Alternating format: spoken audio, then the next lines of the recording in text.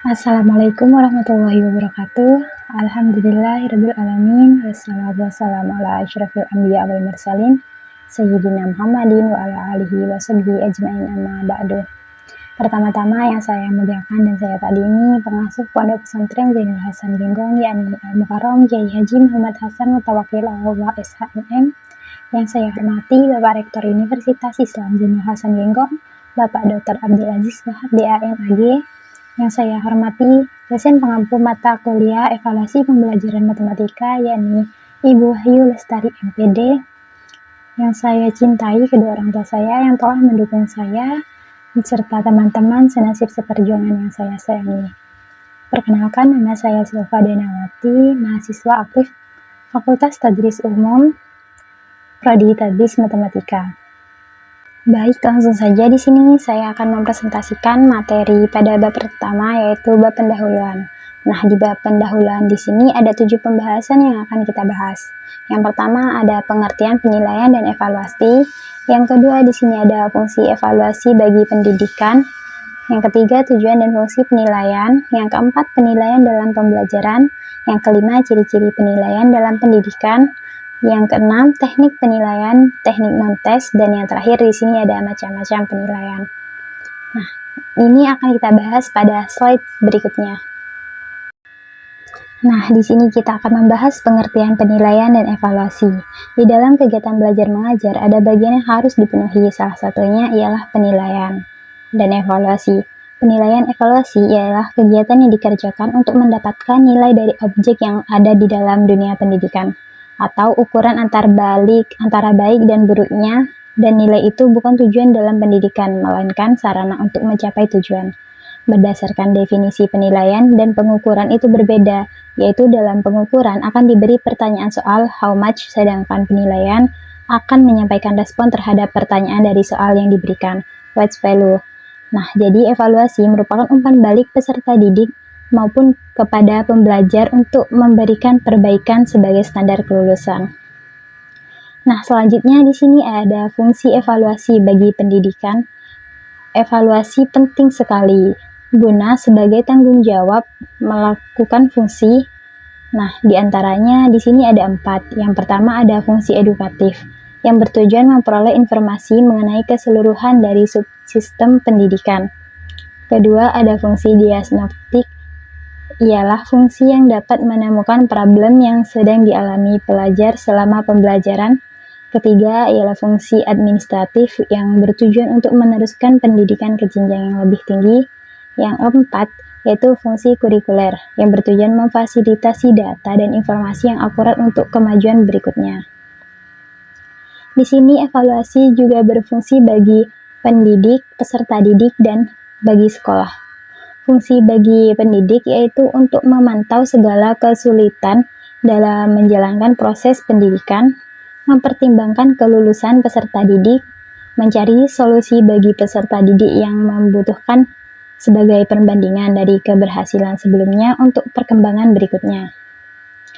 Fungsi bagi peserta didik yaitu untuk fasilitas yang fundamental sebagai umpan balik bagi peserta didik, mendapatkan informasi untuk kemajuan kurikulum ke depannya, serta tahu ketercapaian tujuan instrusional. Fungsi untuk sekolah ialah untuk mengetahui akurasi kurikulum dan silabus, melihat tingkat kemajuan sekolah, memperkirakan keberhasilan pendidik dalam mengajar. Nah, selanjutnya kita masuk ke pembahasan yang ketiga. Di sini ada tujuan dan fungsi penilaian. Tujuan dan fungsi penilaian di sini dibagi menjadi 3, yaitu tujuan umum, tujuan khusus, dan fungsi penilaian. Untuk yang tujuan umum ialah tujuan penelitian dalam pendidikan adalah untuk mengukur kemajuan dan pemahaman peserta didik, menyediakan data untuk evaluasi kemampuan, membantu introspeksi bagi pendidik, serta memahami karakter dan kebutuhan belajar peserta didik. Untuk yang tujuan khusus yaitu tujuan penelitian dalam pendidikan ini untuk meningkatkan aktivitas peserta didik, menganalisis faktor kesuksesan dan kegagalan, serta menilai pencapaian dan ketepatan proses pembelajaran dalam jangka waktu tertentu. Selanjutnya di sini ada fungsi penilaian. Nah, di fungsi penilaian ini juga dibagi menjadi dua, yaitu fungsi umum dan fungsi khusus.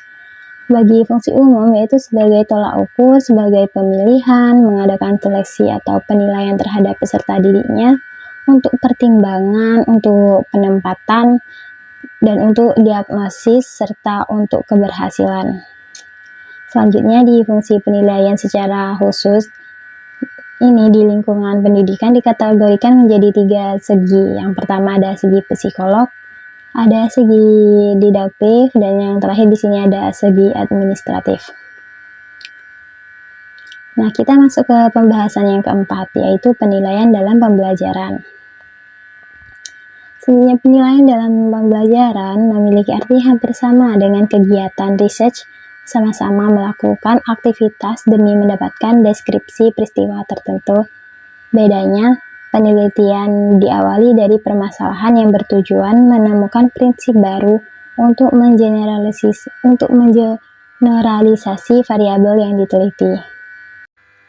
Nah, di pembahasan kelima di sini ada ciri-ciri penilaian. Dalam pendidikan, ciri-ciri di sini ada 4. Yang pertama yaitu dilaksanakan secara tidak langsung, seperti mengukur pengetahuan melalui ukuran kemampuan mengerjakan soal-soal. Yang kedua yaitu penilaian pendidikan menerapkan ukuran yang serupa. IQ 105 tergolong normal, IQ 80 dikategorikan dungu.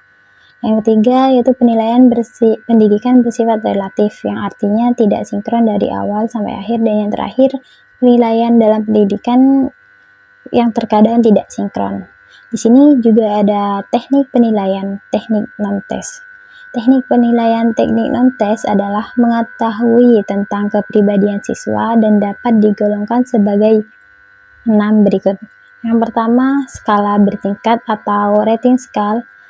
Yang kedua ada kuesioner, yang ketiga ada daftar cocok atau checklist, yang keempat ada wawancara atau interview, yang kelima atau yang terakhir yaitu pengamatan atau observation. Nah, untuk pembahasan yang terakhir di sini ada macam-macam penilaian.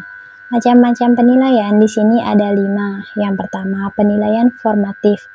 Yang kedua, penilaian sumatif. Yang ketiga, penilaian yang diagnostik.